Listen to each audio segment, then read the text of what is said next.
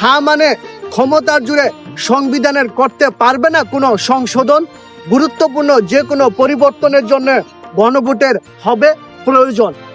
হ্যাঁ ভোট জয়যুক্ত হলে নারীর ক্ষমতায়ন অনেকাংশে সংসদে পাবে বৃদ্ধি। আর কেউ 10 বছরের অতিরিক্ত মেয়াদে হতে পারবে না দেশের প্রধানমন্ত্রী। রাষ্ট্রভাষা বাংলার পাশাপাশি অন্যান্য জনগোষ্ঠীর ভাষাও পাবে স্বীকৃতি।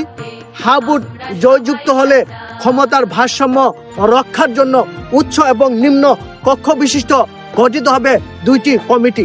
হ্যাঁ ভোট জয়যুক্ত হলে জনগণের মৌলিক অধিকার সংরক্ষিত হবে, তাই তাদের মধ্যে থাকবে না কোনো আনন্দের সীমা।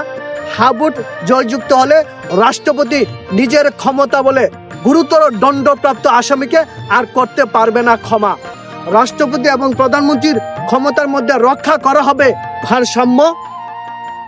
দেশের বিচার ব্যবস্থা স্বাধীন হবে, পক্ষপাতিত্ব দূর হবে, আর ছোট বড় কারোর মধ্যে থাকবে না কোনো বৈষম্য।